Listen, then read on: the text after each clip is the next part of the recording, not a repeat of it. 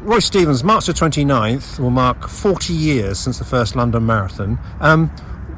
Was the London, to best of your memories, your first marathon? No, I've done Unigate. I think I've done that 3 times. One I dropped out, and one I did 3 hours for the marathon, Unigate, but mainly I did the feeding stations and helped it. And as we mentioned, the Unigate Harlow Marathon, we are on that course.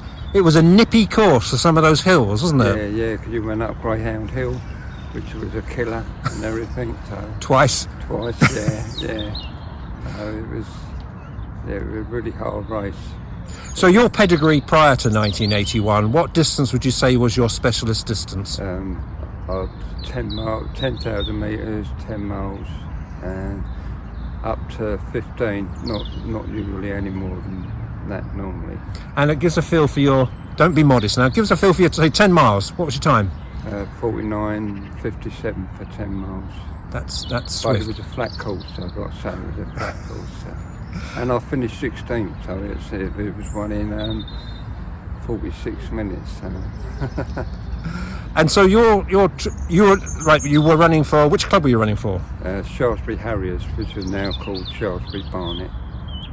So your training at that time, I mean, for example, how many days a week would you train, and what was your mileage like? I got up to 100 mile a week, and what I used to do a long run on a Sunday, like 15 miles, and then in the afternoon I'd do a little 5 mile just to bump it up. And I would do either an hour for dinner where I worked, and I used to be able to get 5 miles in my dinner hour just to get my mileage up. And did your father run as well? Yeah, that's how I got, because I got started by accident because he was a runner. My sister was a really good runner, but she hated sport. And it was only when we ran out of petrol and I kept up with him, and he put me in for a race, and I won it, and from there on I started running. But after I did all my training, I found it so hard that after the first year I actually stopped, because I was no good at football. I went back to running. And training was hard, wasn't it? Yeah, training was hard. There's no bones about it. No, because we didn't have like the park ones we got now, and we didn't have novices course and that. If you couldn't keep up with them, they didn't wait for you. You had to.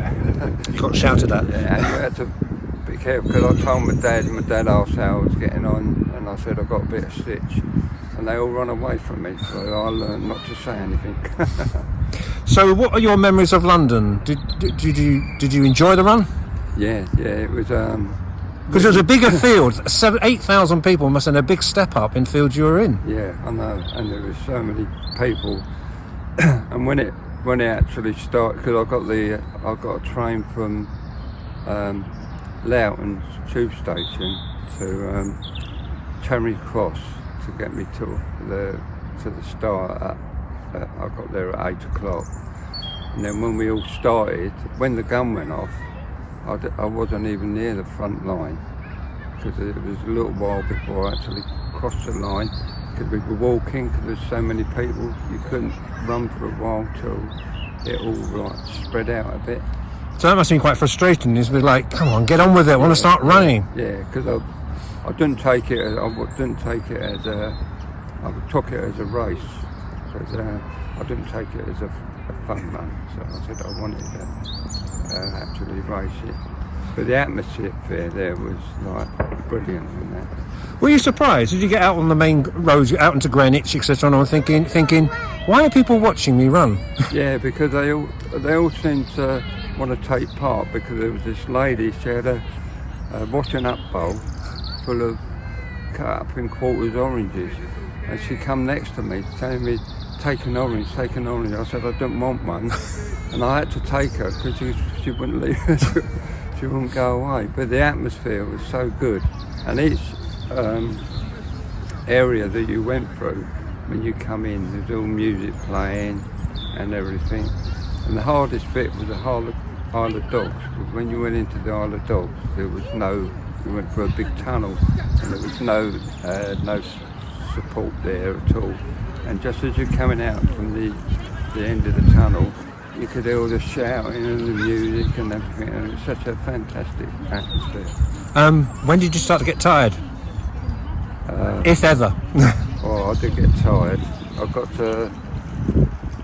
got to 20 miles and I started feeling it, so I did actually slow down a bit at 20 miles. I kept it going, but the last mile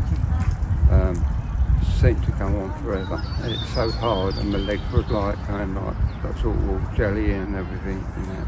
And you finish in a time of? 2 hours 43 minutes. Happy with that? Yeah, I was really pleased. I did want to do 2 hours 30 before I started. That's what I was because that was my ambition in my head and that. Yeah, I was real pleased with that. Now I've asked to stand here because 40 years later, a lot of people who do park runs will recognise you as Roy's Hill. Yeah. And you're so encouraging to people taking up running. And so over the 40 years, you still love running, don't you? Yeah. I can't run anymore because I've done a disc in the back and I've been advised not to run anymore. I still like to encourage people, because whatever they do, even if they're really slow, they've done it, and it's such a lovely sport because you don't have to be fast. You can go out and just run and have fun. And park runs are important because whether you're doing it in 17 minutes or 57 minutes, it's very much get out, fresh air, enjoy it. And it's not about who's in front of you or who's behind you, it's about your achievement, and you've achieved a 5k, which is brilliant. And do you sometimes look where we are now, you look down that hill, see some people, whatever times they're doing, thinking, oh, you're struggling a bit, you give them a bit of an extra G up. Give them a bit of and I try and give them a little bit of advice how to make it easier, a bit, not try and go fast up the hill, just try and get to the top and then go back into your normal pace. And finally, it's a Saturday lunchtime. The town park is really busy. I can see people see a lot of people these days, especially during lockdown, out running, out jogging. Would you encourage them, if they enjoy it, to go and join a club and when parkrun returns in June, to get involved? Yeah, I would encourage them to join a club, because even if you're in a club, you don't have to race. You can just, and it's easier to run with someone than run on your own. Because I always used to train on my own before I joined Harlow. And it got really hard to motivate, but when you're running with someone, you have a little talk and that, and it's enjoyable. Brilliant. Roy Stevens again, thank you very much for your time.